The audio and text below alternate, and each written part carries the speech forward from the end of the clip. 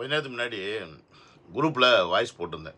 என்னால் வீடியோ இன்னைக்கு போட முடியல. ஏன்னா எனக்கு தொண்டை சரியில்லை அப்படின்னு சொல்லிட்டு. அப்புறம் அப்படியே படுத்து கிடந்தேன். சரி, என்னடா பண்ணலாம், போடுமா வேண்டாமா போடுமா வேண்டாமான்னு டபுள் மைண்டு. சரி, வாய்ஸ் தானே சரியில்லை, இருந்தாலும் இவங்கள நம்ம வறுத்தெடுக்காமல் இருக்க முடியாது. ஏன்னு கேட்டிங்கன்னா, அப்படி ஒரு விஷயத்தை இன்றைக்கி பாண்டிச்சேரியில் பாண்டிச்சேரி அரசாங்கம் பண்ணியிருக்கு. அதை செய்ய தவறுன நம்ம அரசாங்கம் ஒன்று இருக்குது. அப்போ அவங்கள நம்ம சும்மா விட முடியாதுல்ல. அதனால் நான் என்ன பண்ணிவிட்டேன், சரி சுக்கு காப்பி குடிச்சிட்டாவது இவங்களை சுழுக்கு எடுக்கலாம் அப்படின்னு இறங்கிட்டேன். இருங்க லைட்டாக குடிச்சிக்கிறேன். இங்கே வேறு கிளைமேட் மாறுது, எல்லா இடத்துலையும் மாற தானே. ஸோ அதனால் சளி பிடிச்சிக்கிச்சு. சரி, அப்படி என்னப்பா இன்றைக்கி இதில் தளபதி பேசிட்டார், அதை பற்றி தான் நம்ம பேச போகிறோமா அப்படின்னு பார்த்தீங்கன்னா, இன்றைக்கி தளபதி பற்றியெல்லாம் நம்ம பேசுகிறது அப்புறமா தான். ஆனால் ஒரு அரசாங்கம் எப்படி இருக்கணும், ஒரு காவல்துறை எப்படி இருக்கணும் அப்படின்றதுக்கு ஒரு முன் உதாரணமாக இன்றைக்கி பாண்டிச்சேரி இருந்திருக்கு. ஸோ இதை தான் நம்ம இந்த வீடியோவில் டிஸ்கஸ் பண்ண போகிறோம்.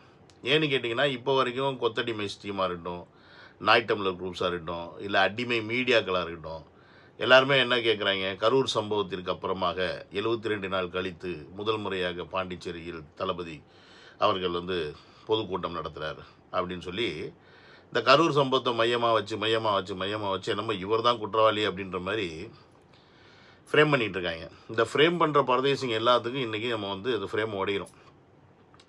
ஃபஸ்ட்டு பாயிண்ட்டு, தளபதி அவர்கள் பாண்டிச்சேரியில் ரோட் ஷோ நடத்துகிறதுக்கு அனுமதி கேட்டாங்க.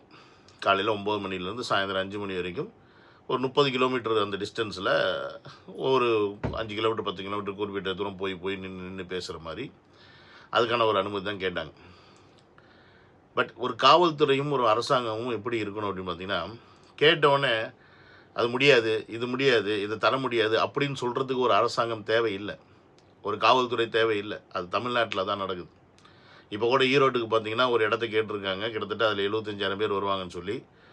உடனே காவல்துறை அது மறுத்துருச்சு அப்படின்னு சொல்லி சொல்கிறாங்க. உண்மையிலே மறுத்துருச்சா இல்லையா அப்படின்னு நமக்கு தெரியல இப்போ வரைக்கும். ஏன்னா முந்தா நேரத்து கூட இந்த செங்கோட்டையன் அவர்கள் என்ன சொன்னார்னா, எங்களுக்கு இன்னும் அந்த மாதிரி லெட்ரு வரலை அப்படின்ற மாதிரி சொல்லியிருந்தார். ஒருவேளை மறுத்திருந்தாலும் மறுத்துருக்கலாம், ஏன்னா சேலத்திலாம் மருத்துவம் தானே.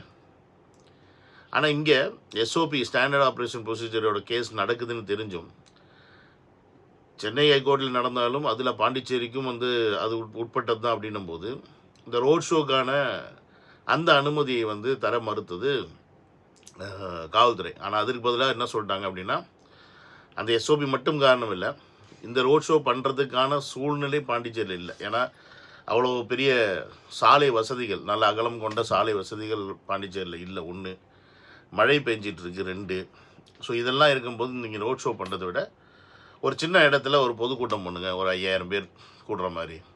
அந்த மாதிரி ஒரு இடத்த நாங்கள் உங்களுக்கு நீங்கள் தேர்ந்தெடுத்து சொல்லுங்கள். ஸோ இல்லை நீங்கள் தேர்ந்தெடுத்து கொடுங்க, நாங்கள் எல்லாத்தையும் ரெடி பண்ணிக்கிறோம் அப்படின்னு சொல்லி 2 தரப்புமே, அதாவது பிரச்சாரம் பண்ணக்கூடியவங்களும் சரி, காவல்துறையும் சரி, அவர்கள் கொடுக்கக்கூடிய அட்வைஸும் சரி, நம்மளுடைய தேவைகளையும் சரி பூர்த்தி பண்ணுறதுக்கு அவங்க முற்பட்டாங்க.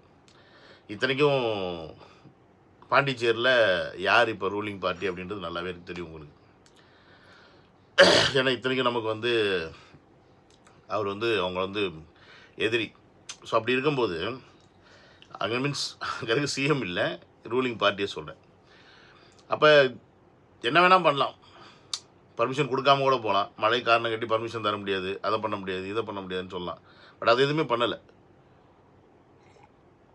அதுக்கு பதிலாக பர்மிஷன் கொடுத்தது மட்டும் இல்லாமல் இன்றைக்கி அந்த காவல்துறை பார்த்திங்கன்னா அந்த அளவுக்கான ஒரு பாதுகாப்பு கொடுத்துருந்தாங்க. கிட்டத்தட்ட ஒரு 5,000 பேர் கூடக்கூடிய ஒரு இடத்துக்கு 1000 பாதுகாவலர்களை போட்டிருக்காங்க. எவ்வளோ? 1000 பேர். அது மட்டும் இல்லாமல் அவங்களுடைய அந்த போலீஸுக்கு இன்ஸ்ட்ரக்ஷன்ஸ் கொடுக்குற ஒரு வீடியோலாம் பார்த்தேன் நான் நேற்று. அது பார்த்திங்கன்னா ஒரு லேடி, அவங்க டிஐஜின்னு நினைக்கிறேன், அவங்க இன்ஸ்ட்ரக்ஷன்ஸ் அவ்வளோ அழகாக கொடுக்குறாங்க. அவங்க என்ன தெளிவாக சொல்கிறாங்கன்னா, நீங்கள் நினைக்கிற மாதிரி எல்லோரும் குதிப்பாங்க பண்ணுவாங்க அப்படிலாம் ஒன்றும் கிடையாது. நம்ம சரியான முறையில் பாதுகாப்பு கொடுத்தால், தேவையான அளவு போலீஸ் அங்கே நின்னால், எவ்வளோ பெரிய கூட்டமாக இருந்தாலும் கூட்டம் கட்டுப்படும் அப்படின்றது தான் உண்மை. அதனால தான் அவங்களுக்கு அந்த காக்கி யூனிஃபார்ம், அதனால தான் அவங்களுக்கு அந்த அதிகாரம், அதனால தான் அவங்கள நம்ம காவல்துறைன்னு சொல்கிறோம்.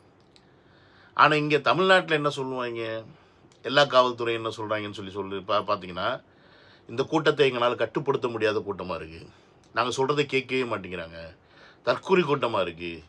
மரத்து மேலே ஏறுறான், கரண்ட் கம்பத்தில் ஏறுறான், பஸ்ஸு பின்னாடி போகிறான், பஸ்ஸு பின்னாடி வந்து பஸ்ஸு மேலே ஏறுறான்னு சொல்லி அந்த நம்மளோட பப்ளிக், அதாவது ரசிகர்களையும் தொண்டர்களையும் விஜய் அவர்களை பார்க்க வரக்கூடிய, ஆர்வம் கொண்டு பார்க்க வரக்கூடிய பெண்களையும் இவங்க வந்து அசிங்கப்படுத்துகிறாங்க, கொச்சப்படுத்துகிறாங்களே ஒழிய எப்படி செஞ்சால் இதை ஒழுங்காக செய்ய முடியும் அப்படின்றதுக்கு இன்றைக்கி பாண்டிச்சேரி சின்ன ஒரு ஸ்டேட், அது உதாரணமாக நிற்கிது. தமிழ்நாடு இவ்வளோ பெரிய ஸ்டேட், உங்களால் இங்கே பிடுங்க முடியலைன்னா அப்புறம் எதுக்கு நீங்கள் வந்து அரசாங்கம் வச்சு நடத்துகிறீங்க அப்படின்னு இன்றைக்கி பாண்டிச்சேரி மக்கள் வந்து அசிங்கமாக கேட்குறாங்க. நம்மளெல்லாம் வெக்கமாக இல்லை? நாண்டிட்டு செத்துற வேண்டாம் நீங்களாம்? சோத்தில் உப்பு போட்டு திங்கிற அரசாங்கமாக இருந்தால் பாண்டிச்சேரி இன்றைக்கி பண்ண விஷயத்துக்கு கண்டிப்பாக தமிழ்நாடு அரசாங்கமும் காவல்துறையும் வெக்கி தலை குனிய வேணும். ஏன்னா நான் சொல்லலை, பாண்டிச்சேரி மக்கள் கேட்குறாங்க. பார்த்தீங்களாடா எங்கள் ஊரில் எவ்வளோ சேஃபாக நாங்கள் பண்ணி தளபதி அனுப்பிச்சோம் அப்படின்னு, உங்கள் ஊரில் பார்த்தீங்களாடா காவு கொடுக்குறீங்களேடா அப்படின்னு. புரியுதுங்களா? அப்போ இங்கே ஒரு காவல்துறை நினைத்தால் எதையும் சாத்தியப்படுத்த முடியும். ஏன்னா அவங்க சில ரூல்ஸ் போடுறாங்க, நீங்கள் 5000 பேர் கொண்டு வாங்க, ஆனால் 5000 பேர் QR போர்டு கொண்டு வாங்கன்னு. ஆனால் உண்மையாக மனசாட்சி தொட்டு சொல்லுங்கள், அந்த பிரச்சார இடத்துக்குள்ளே வெறும் 5000 பேர் தான் நின்னாங்களா? இல்லை, அது 5000 பேர்லாம் கிடையாது, அதற்கு மேலே தாங்க 10,000 பேர்லேருந்து 15,000 பேருக்கு மேலே நின்றுருப்பாங்க. ஏன்னா ஃபுல் பேக்கடாக இருக்குது. இந்த QR கோடு அப்படின்றது வந்து ஒரு பாலிசி தான். அதாவது ஸ்டார்டிங்கில் வந்து தளபதி வர்றதுக்கு முன்னாடி கூட்டம் வந்து சேர்ந்துடக்கூடாதுன்றதுக்காக, மக்களை இவ்வளோ பேர் வரணுன்றதுக்காக அனுப்புறதுக்கு அந்த QR கோடு. அதுக்கப்புறம் கட்டுக்கடங்காத கூட்டம் வந்தோடனே அந்த போலீஸ்காரங்களே என்ன பண்ணிட்டாங்க, உள்ளே அனுப்பிட்டாங்க. பட் இருந்தாலும் எப்படி இவ்வளோ கட்டுக்கோப்பாக இருந்துச்சு? அதற்கு காவல்துறை, எல்லா இடத்துலையும் காவல்துறை, கிட்டத்தட்ட அந்த இடத்துலேருந்து வழி நெடுக்க 1 கிலோமீட்டருக்கு காவல்துறை நிற்கிறாங்க. அப்போ 1 கிலோமீட்டருக்கு முன்னாடியே அவங்க வர வேண்டிய விஜய் பின்னாடி வந்தாவோ இல்லை இப்போ பெரும் கூட்டம் வருதுன்னா அங்கேயே பிளாக் பண்ணுறாங்க. அப்போ ஆட்டோமேட்டிக்காக என்ன ஆகுது? கூட்டம் கட்டுப்படுது. சரி, அதெல்லாம் விடுங்க. விஜய் அவர்கள் லேட்டாக வந்தார், அதனால தான் கரூரில் சம்பவம் நடந்துச்சுன்னு. இன்றைக்கி எப்படி விஜய் அவர்கள் டயத்துக்கு வந்தார்? ஏண்டா மயிராண்டிங்களா சொல்லுங்கள். இன்றைக்கி என்ன விஜய் அவர்கள் காலையில் 6 மணிக்கு கிளம்பிட்டாரா பாண்டிச்சேரி போகிறதுக்கு? இல்லையே, எனக்கு தெரிஞ்சு 9 மணி இருக்கும்னு நினைக்கிறேன் வீட்டிலேருந்து கிளம்பும்போது. இல்லை 8:30 மணி இருக்கும். 8:30 to 9 மணி தான் கிளம்பியிருப்பார். 10:30 12:30 மணி வரைக்கும் ப்ரோக்ராம்.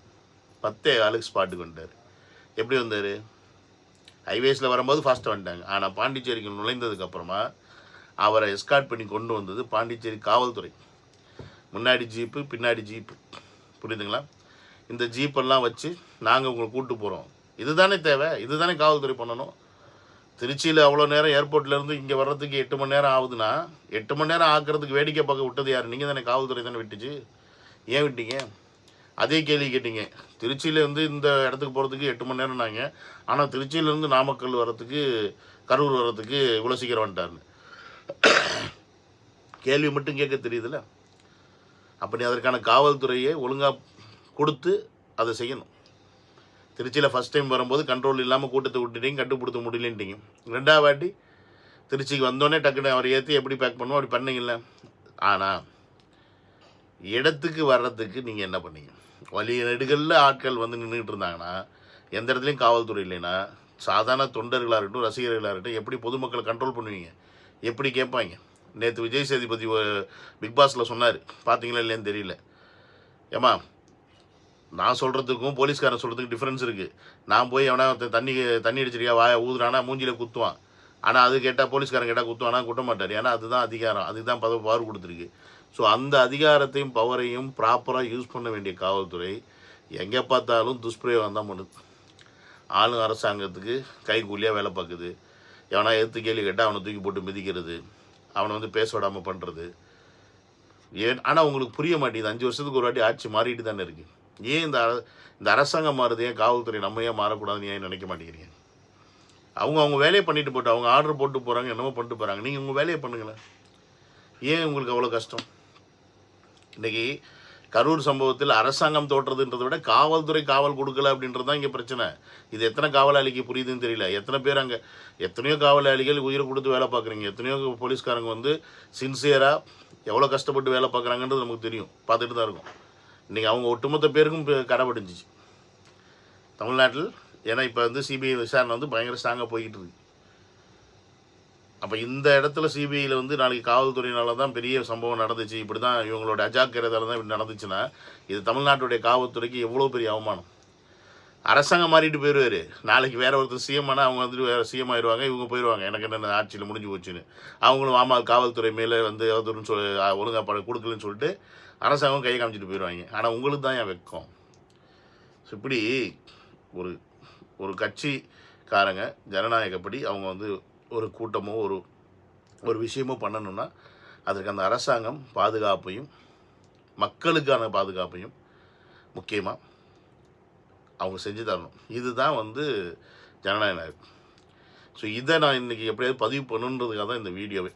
ஏன்னு கேட்டிங்கன்னா, தளபதி அவர்கள் அந்த இடத்த பற்றி பேசினார். அந்த நடந்த இடத்துல பாண்டிச்சேரியில் இருக்கக்கூடிய பிரச்சனைகளை பற்றி பேசினார். ரேஷன் கடைகள் வரணும் அப்படின்ற விஷயத்த பேசினார். கல்லூரிகள் வரணும்னு பேசினார். ஐடி செக்டார் வரணும்னு பேசினார். ஸோ இதுதான் அவருடைய ப்ரொபகண்டா அப்படின்னு நமக்கு தெரியும். ஏன்னா அந்தந்த இடத்தில் என்ன பிரச்சனைகள் இருக்கோ அதை எடுத்து தான் அவர் வந்து பிரச்சாரம் பண்ண போகிறார் அப்படின்றது ஸ்டார்டிங்கில் நமக்கு தெரிஞ்சிருச்சு. திருச்சியிலேருந்தே நம்ம அதை பார்க்க ஆரம்பிச்சிட்டோம். ஸோ அப்படின்னும் போது இந்த இடத்துல இருக்கக்கூடிய பிரச்சனைகள் நம்ம இங்கே வந்து பேச வேண்டிய அவசியம் கிடையாது. ஏன்னா அது அந்த ஊர் மக்களுக்கு தெரியும் என்ன பிரச்சனை அப்படின்னு, தளபதி அவர்களுக்கு தெரியும். ஸோ அங்கே வந்து அதை பற்றி பேசியிருக்காங்க. எனக்கு தெரிஞ்சு கொஞ்சம் ஃபுல்லாலாம் பேசலை, ஏன்னா ஃபுல் ஃப்ளெஜ்ஜாக பேசின மாதிரி எனக்கு தெரியல. வேறு ஒரு பெரிய மாநாடு போடலாம் அப்படின்ற பிளானில் இருக்காங்க போல இருக்கு. ஏன்னா ஆதவர்ஜுன் ஆல்ரெடி சொன்னார் எலெக்ஷனுக்கு முன்னாடி. ஸோ அப்படி ஒரு வேளை அங்கே போடும்போது அந்த இடத்துல அப்போ இருக்கக்கூடிய உண்மையான பிரச்சனைகள் எல்லாத்தையும் எடுத்து பேசுகிறதுக்கான தேவை இருக்கலாம் நான் நினைக்கிறேன். உதாரணத்துக்கு இந்த மது ஒழிப்பு மற்ற மாதிரி விஷயங்கள்லாம். பட் பாண்டிச்சேரியில் மது ஒழிப்பு அப்படின்னு கேட்டிங்கன்னா அது கஷ்டம்தான், ஏன்னா அது ஃப்ரெஞ்சு காலனி. பட் அதை வந்து ஒரு கட்டுப்படுத்தலாம், அது வந்து வேறு மாதிரி கொண்டு போகலாம் அப்படின்றது வந்து இருக்குது, நிஜமான உண்மை. ஸோ இப்படி இவ்வளோ விஷயங்கள் இருக்குது. இதெல்லாம் வந்து தமிழ்நாடு வந்து இப்போ இதை பார்த்துட்டாது இவங்க வந்து திருந்தணும். இதுக்கு மேலேயும் இவங்க வந்து நாங்கள் வந்து உங்களுக்கு இடம் கொடுக்க முடியாது, கூட்டம் சேருது அப்படி இப்படின்னு சொன்னாங்கன்னா, பாண்டிச்சேரி போலீஸ்காரங்கிட்ட போய் ட்ரைனிங் எடுத்துகிட்டு வாங்கப்பா தமிழ்நாடு போலீஸ் அப்படின்னு எல்லா மக்களும் சொல்ல ஆரம்பிச்சிடுவாங்கன்றது முதல்ல தமிழ்நாடு காவல்துறை புரிஞ்சுக்கணும், அரசாங்கமும் புரிஞ்சுக்கணும். உங்களுடைய கௌரவத்தையும் மானத்தையும் நீங்கள் தான் காப்பாற்றிக்கணும். ஆல்ரெடி அடமானம் வச்சுட்டாங்க, இந்த அரசாங்கம் உங்களை வச்சுட்டாங்க. நீங்கள் வச்சுட்டிங்கன்னு நான் சொல்ல மாட்டேன். ஏன்னா காவல்துறைக்கு சரியான அது ஆர்டரை கொடுத்து நீங்கள் செயல்படுங்கன்னு சொன்னால் நீங்கள் செயல்படுவீங்க, அதில் மாற்றுக்கிறது கிடையாது. ஆனால் நீங்கள் செயல்படாமல் இருக்கிறதுக்கு உங்களுக்கு விடுவே மேலே இருக்கக்கூடிய அதிகாரிகளாக இருக்கட்டும், இல்லை அவர்களுக்கு மேலே இருக்கக்கூடிய அரசியல்வாதிகளாக இருக்கட்டும், அவர்கள் பேச்சை ஆடிக்கொண்டு பொம்மையாக இருக்கிறத விட்டு போட்டிருக்க யூனிஃபார்முக்கு காவல்துறை உங்கள் நண்பன் அப்படின்னு சொல்லி நீங்கள் எழுதி வச்சுருக்கீங்க, அதை உண்மையாக்குங்க அப்படின்றது தான் நான் இந்த வீடியோ மூலிமா காவல்துறைக்கு ரிக்வெஸ்ட்டாக வச்சுக்கிறேன், தமிழ்நாடு காவல்துறைக்கு. ஏன்னா தமிழ்நாடு காவல்துறைக்குன்னு ஒரு மதிப்பு மரியாதை இருக்குது. அந்த மதிப்பு மரியாதையை பல அரசியல்வாதிகள் அவங்களோட சுயநலத்துக்காக யூஸ் பண்ணிக்கிறாங்கன்றதை புரிஞ்சுக்கிட்டீங்க அப்படின்னா உங்கள் மரியாதையும் உங்கள் கௌரவத்தையும் நீங்கள் காப்பாற்றிக்க முடியும் அப்படின்றத சொல்லி இந்த வீடியோ முடிச்சுக்கிறேன். See you on another video. Love you all. Take care. Bye-bye.